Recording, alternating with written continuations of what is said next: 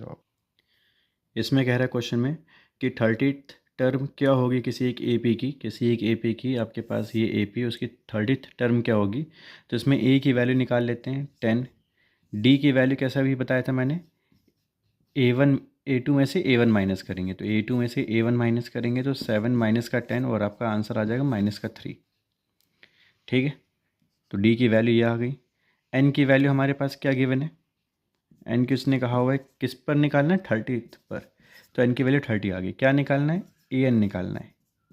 क्या निकालना है, AN। फॉर्मूला क्या लगेगा, AN इक्वल टू AN-1D। अब AN हमें पता नहीं है, ठीक है।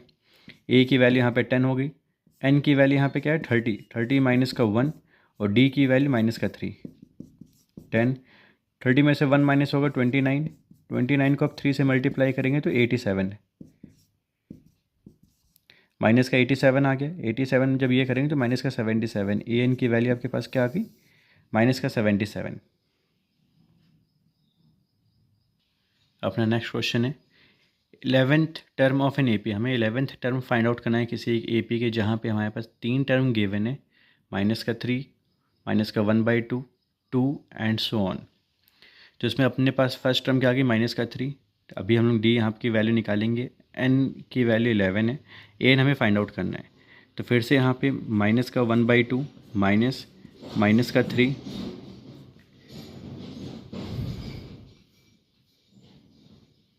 इसमें जब इसकी वैल्यूज़ फाइंड आउट करेंगे तो माइनस का 1/2 आ गया, माइनस माइनस प्लस हो जाएगा 3।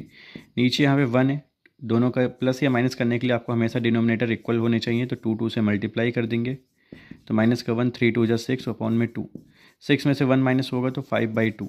आपके पास D की वैल्यू आ गई 5/2। अब चाहो तो ये लिख लो, चाहो तो 2.5 लिख लो, बात एक ही है। डेसिमल में लिखना चाहो तो डेसिमल में, फ्रैक्शन में लिखना चाहो तो फ्रैक्शन में।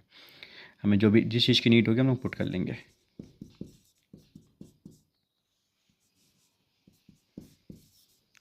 AN की वैल्यू आपके पास क्या है, नहीं पता है। A की वैल्यू आपके पास माइनस का 3 है, N की वैल्यू 11 है, माइनस का 1, D की वैल्यू 5/2 पुट कर लिया इस कंडीशन में। तो ये हो जाएगा आपके पास माइनस का 3, 10 में से 11 में से 1 माइनस होगा तो 10, ये 5/2, ये 2 से 2 कटा 5 आ गया, माइनस का 3, 5 5 ज़ा 25, 25 में से आपका 3 माइनस होगा तो क्या आ जाएगा 22। AN आपके पास में क्या हो जाएगा 22। AN की वैल्यू यहाँ पे क्या आ जाएगी 22। ये आपके पास नेक्स्ट क्वेश्चन है, फाइंड द मिसिंग टर्म। आपके पास ये जो नंबर मिस है इसको आपको लिखना है, तो आप एक बार लिख लेते A1, A2, A3।